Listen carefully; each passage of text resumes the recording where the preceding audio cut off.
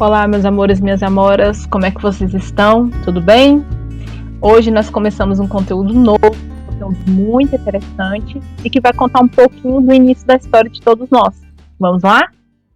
Bem, as perguntas que vocês estão vendo aí, quando surgimos, de onde viemos, quem somos, como chegamos até aqui, essas perguntas são perguntas que fazem parte do questionamento humano desde do seu surgimento.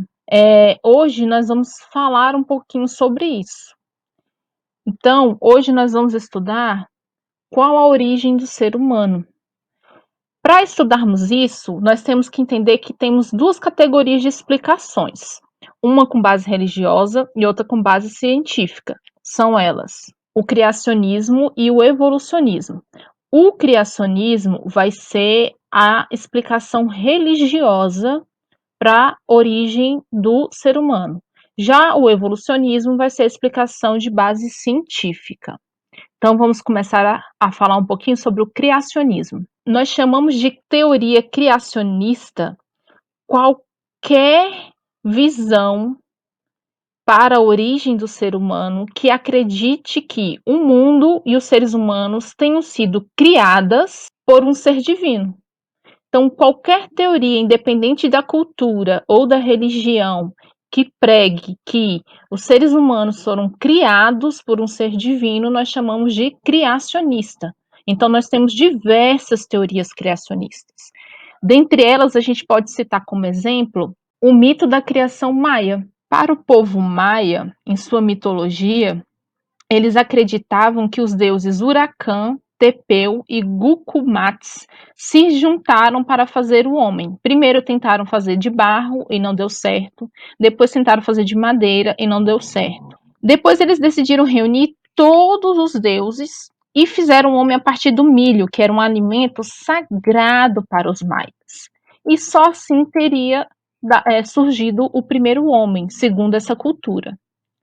Já na cultura dos povos iorubás, que era um povo que pertencia a um grande império na África e que parte dos seus membros foram trazidos para o Brasil como escravos no período colonial, para os iorubás, eles acreditavam que Obatalá, junto com Odudua, teriam feito o homem de barro. E a partir disso, ele teria soprado o sopro da vida nesse boneco de barro e teria surgido assim a humanidade. Outra teoria, e mais conhecida por nós, é a teoria criacionista cristã, que acredita que Deus tenha feito o homem a partir do barro e teria lhe dado o sopro da vida. E esse primeiro homem teria se chamado Adão. E a partir de Adão, da costela de Adão, ele teria feito a primeira mulher, que seria Eva.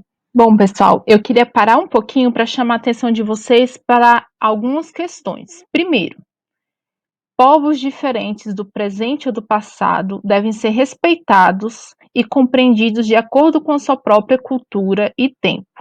Vocês vão perceber que em história nós vamos estudar povos que têm costumes, interpretações e visões de mundo totalmente diferentes dos nossos. E isso é normal, porque cada povo constrói as teorias dele, a visão dele de mundo, de acordo com as suas necessidades, valores e crenças, ok? E aí, eu chamo a atenção de vocês para o seguinte: cada teoria dessa que eu mostrei para vocês são teorias ligadas à área cultural e religiosa, portanto, elas não são científicas, elas não têm nenhum tipo de comprovação científica. Elas são baseadas na crença, na fé, ok? Outra coisa, ao estudarmos outras culturas e povos, sejam eles do passado ou do presente, que são diferentes de nós, temos que ter muito cuidado para não entrarmos no julgamento preconceituoso, tá? Por isso é importante conhecermos outras culturas e respeitá-las. Temos que ter em mente que não é porque elas são crenças, visões de mundo, modos de viver diferentes dos nossos, que eles são menos válidos, menos importantes ou menos desenvolvidos, ok? Temos também que ter em mente que nem todos pensam como nós. Cada povo constrói sua própria explicação para o mundo que ele vive, de acordo com as suas vivências, experiências e valores. Além disso, algo que é culturalmente aceito na nossa cultura, não necessariamente vai ser na outra e vice-versa. Por exemplo, no Brasil, nós temos o costume de, até quando a gente conhece a pessoa pela primeira vez, de abraçar a pessoa, cumprimentar ela abraçando, ou de dar 2 beijinhos no rosto, dependendo do local, até 3 beijinhos no rosto. Outras culturas não se sentem confortáveis com isso. Então vamos lá. A segunda questão que eu quero chamar a sua atenção é isso daqui. A teoria que nós vamos seguir daqui para frente é a teoria científica, ou seja, a teoria evolucionista. Por quê? A história é uma ciência. Se ela é uma ciência, ela vai se basear em fatos científicos, ok? Então agora nós vamos falar um pouquinho sobre a teoria evolucionista. Então vamos lá. O evolucionismo. O evolucionismo é uma visão científica, foi defendida principalmente pelo cientista inglês Charles Darwin, nesse livro aí, que é o livro A Origem das Espécies, que foi escrita por ele, depois de muitos anos de pesquisa, depois de viajar, fazer uma viagem em torno do mundo, pesquisando diversos animais diferentes, em ambientes diferentes da Terra, para chegar às conclusões que ele chegou, ok? O livro do Charles Darwin foi publicado em 1859. Mas o que Darwin afirmou? Darwin afirmou o seguinte, que, de acordo com as observações científicas que ele havia feito, ele acreditava que todos os seres vivos, tanto animais quanto plantas e os próprios seres humanos atuais, são resultado de um longo processo de evolução que durou milhares de anos. Para ele, os seres vivos originaram-se de formas mais simples de vida e foram se modificando ao passar dos milênios, até chegar nas formas atuais. Para essa teoria, diante das alterações ambientais, os seres vivos de uma espécie mais adaptados a sobreviver nesse novo ambiente ou clima vivem mais tempo. E ao se reproduzirem, transmitem essas características aos seus descendentes, reforçando essas características que ajudam eles a sobreviver. Já os indivíduos que não se adaptam, não sobrevivem nesse ambiente e acabam morrendo. Isso nós chamamos de processo de seleção natural dos indivíduos mais adaptados para sobreviver em um determinado ambiente. O urso polar, por exemplo. O urso polar que nós temos hoje, assim, branquinho, fofinho, bonitinho, ele, na verdade, é descendente de ursos marrons, que viveram na Terra há 600 mil anos, em um período em que a temperatura da Terra começou a sofrer um grande resfriamento, principalmente nas regiões do polo, onde esses ursos marrons viviam. Provavelmente, os ursos dessa espécie, que tinham características que o faziam mais adaptados ao ambiente frio, sobreviveram.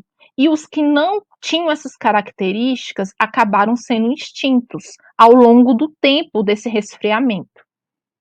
Portanto, os ursos dessas regiões que tinham pele mais espessa, ou seja, mais grossa, conseguiam se proteger do frio que estava aumentando cada vez mais.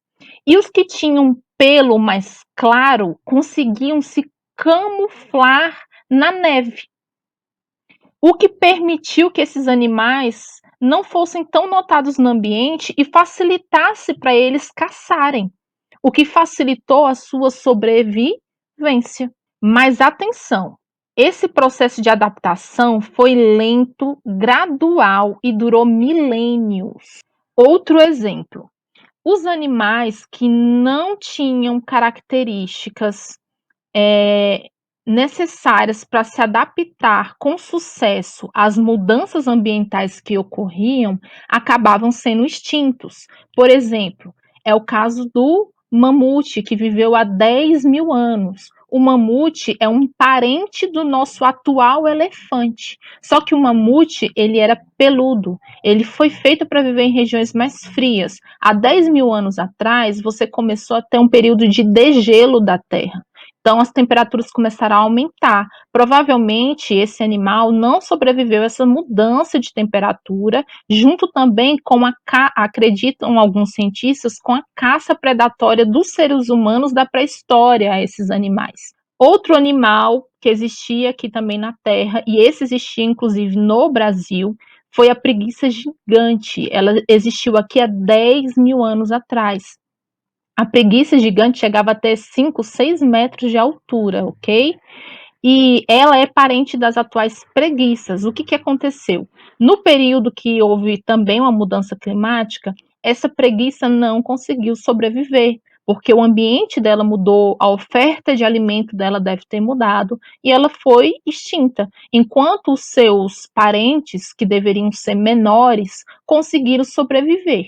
Mas, professora, como é que a gente consegue saber de tudo isso? Aqui ao lado, nesse mapa, você está vendo o mapa da viagem que o Charles Darwin fez em torno da Terra, pesquisando os mais diferentes animais e ambientes que existiam e comparando esses animais a fósseis antigos, para ele conseguir ter essa percepção dessa mudança de animais mais antigos que já existiram e não existem mais, e dos animais atuais que existem agora, para ele chegar a essa conclusão. E não só ele, outros cientistas também reforçaram essa ideia e comprovaram que a teoria de evolução de Charles Darwin estava correta.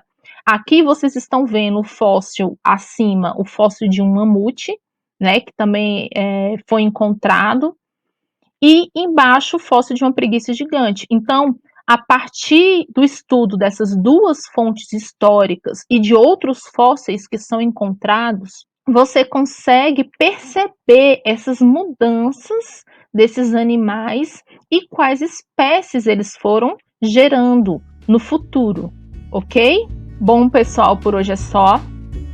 Aqui ficam as nossas dicas, né? Leiam todo o material de estudos com muita calma. Se vocês perceberem, a atividade ela é feita como um guia de estudos, ou seja, cada pergunta ali é feita de propósito para chamar a sua atenção sobre um aspecto determinado do conteúdo, né?